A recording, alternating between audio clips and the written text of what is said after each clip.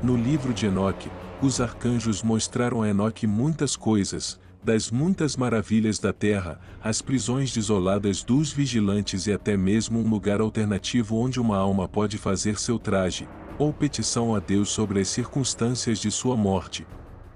Tais visões que Enoque testemunhou não começam a diminuir à medida que os capítulos continuam, pois no capítulo 24, vemos Enoque testemunhar para visões ainda mais incríveis, incluindo uma gigante montanha em chamas, uma árvore perfumada e sagrada e, claro, o arcanjo Miguel ele mesmo.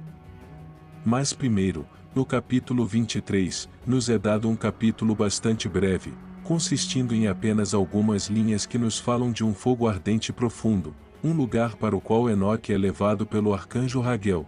Enoque nos diz: dali eu fui para outro lugar a oeste dos confins da terra. E eu vi um fogo ardente que corria sem descansar, e não parava de seu curso de dia ou noite, mas corria regularmente. E eu perguntei dizendo: o que é isso que não descansa? Então Raguel, um dos santos anjos que estava comigo, me respondeu e me disse: este curso de fogo que você viu é o fogo no oeste que persegue todos os luminares do céu.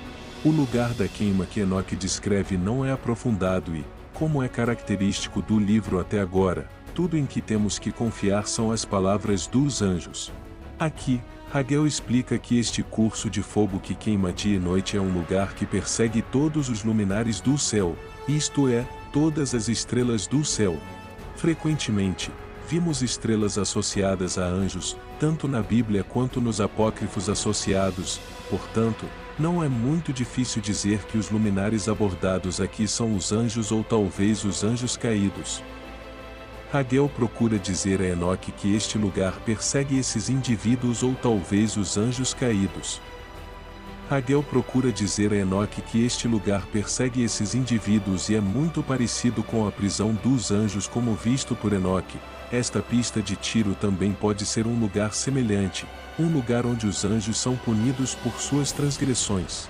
Mas antes que Enoque tenha a chance de se recuperar dessa sequência de sua jornada, ele é levado para outro lugar pelo arcanjo Rafael, onde Enoque descreve seu novo ambiente com alguns detalhes. Dizem-nos: e desde então eu fui para outro lugar da terra, e ele me mostrou uma cordilheira de fogo que queimava dia e noite. E eu fui além dele e vi 7 montanhas magníficas, todas diferentes umas das outras, e as pedras eram magníficas e belas, magníficas como um todo, de aparência gloriosa e belo exterior. 3 para o leste, uma fundada sobre a outra, e 3 para o sul, um sobre o outro, e ravinas profundas e ásperas, nenhuma das quais se uniu à outra. Dessa nova paisagem, Enoque parece estar impressionado com a aparência dessas montanhas em particular. Agora, como vimos até agora no livro de Enoque, as montanhas têm algum destaque nas descrições de Enoque. Ele não apenas parece interessado em mencioná-los sempre que tem a chance, mas também procura ilustrar as formas dessas montanhas, suas texturas, o zênite de cada pico e, em última análise, quão grandes essas montanhas parecem ser. Conforme discutido nos episódios anteriores, as montanhas sempre tiveram algum significado na Bíblia, pois foi nas montanhas que muitos personagens bíblicos buscaram sabedoria ou ouviram a voz de Deus. A ideia de estar aqui era que as montanhas eram os lugares mais altos da terra e, portanto, seriam o mais próximo que o homem poderia chegar fisicamente em seus esforços para falar com Deus. Montanhas, portanto, deveriam ser reverenciadas em alguns casos, então não é surpresa que Enoque se fixe tanto nelas. Nesse caso, no entanto, ele pode ser perdoado por sua mesmerização, já que essa montanha que ele vê no capítulo 24 está pegando fogo. Este inferno, ele nos diz, queima dia e noite, mas também que logo além disso, as montanhas são feitas de pedra gloriosa. Enoque não parece entrar no significado desta montanha em chamas, embora os crentes possam fazer algumas comparações com a montanha em chamas encontrada no capítulo 8 do livro do Apocalipse, onde uma montanha em chamas é lançada ao mar depois que o segundo anjo toca sua trombeta para significar o fim dos tempos. Isto, nos é dito, o segundo anjo tocou sua trombeta, e algo como uma enorme montanha, toda em chamas, foi lançada ao mar. Um terço do mar se transformou em sangue, um terço das criaturas vivas no mar morreram e um terço dos navios foram destruídos. Com essa comparação, pode-se dizer que Enoque está mostrando trechos que aparecem para Daniel no livro do Apocalipse.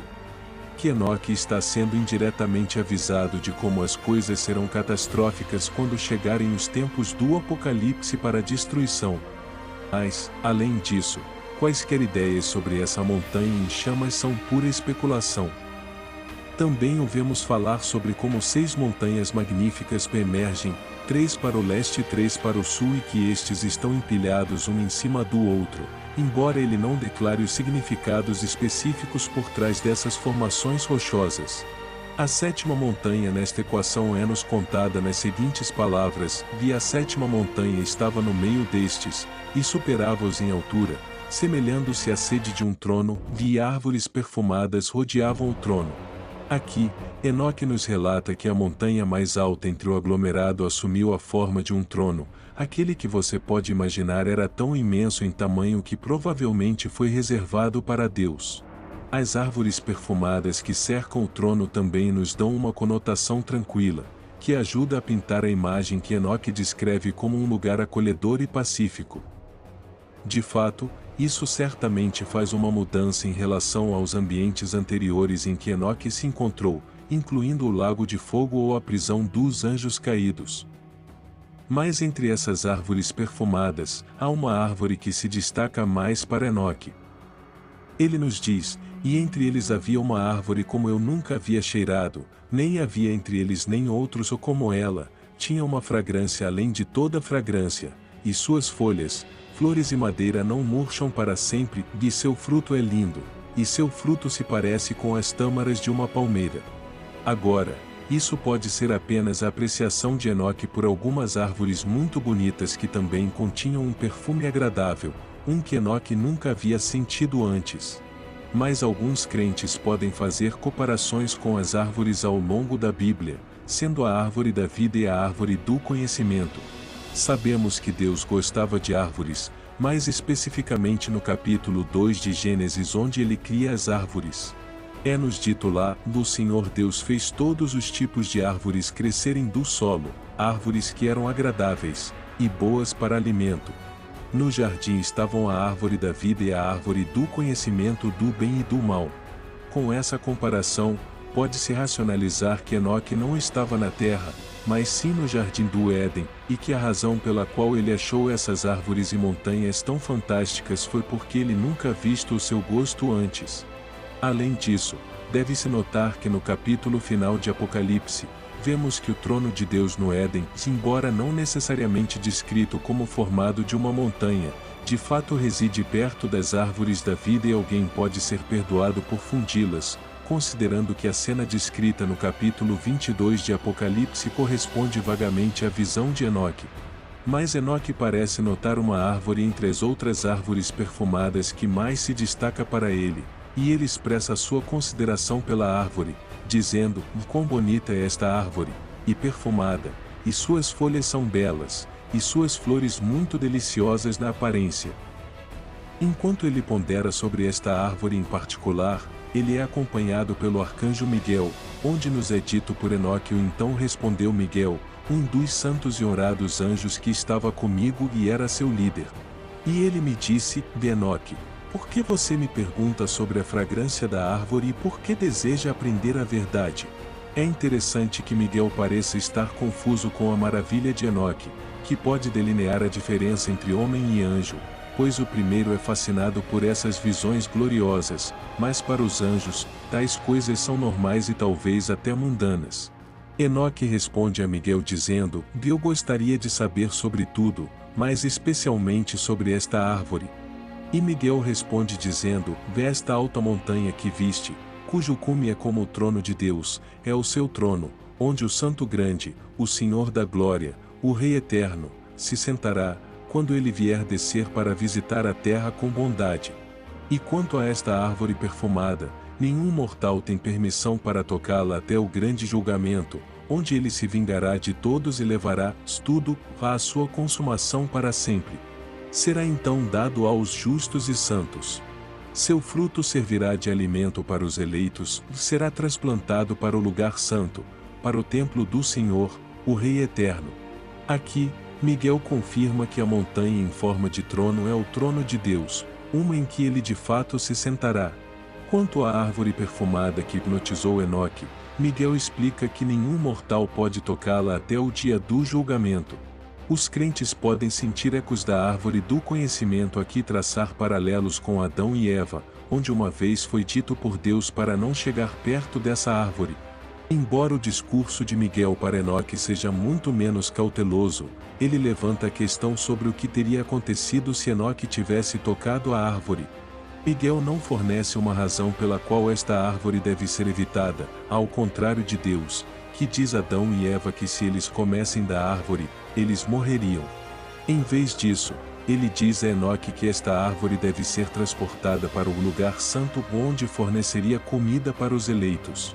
Ao contrário de Adão e Eva, Enoque não parece ser atingido por qualquer sensação de tentação, mas estranhamente, ele não questiona mais Miguel. O capítulo é essencialmente concluído com Miguel falando dos eleitos, dizendo: então eles se regozijarão e se alegrarão, e entrarão no lugar santo, e sua fragrância estará em seus ossos, e eles viverão uma longa vida na terra, como teus pais viveram, e em seus dias nenhuma tristeza, nem praga, nem tormento, nem calamidade os tocarão. Com isso, entendemos um pouco mais que esta fragrância das árvores estará nos ossos dos eleitos após o dia do julgamento e depois que o pecado foi erradicado da terra, aqueles poucos escolhidos conhecerão esta fragrância que Enoque descreve tão intimamente. Em outras palavras, aqueles que são escolhidos por Deus e que responderam ao seu chamado divino viverão com uma nova paz e prazer encontrados e não saberão dos males que vieram antes. Finalmente, o capítulo 24 conclui com Enoque abençoando seu Deus por ter preparado tal existência para os poucos escolhidos e justos e por ter prometido dar a eles em troca do que aparentemente é um pequeno gesto de lealdade, amor e adoração. Se você gostou do vídeo de hoje, não se esqueça de dar um joinha e não se esqueça de se inscrever para mais conteúdo como este.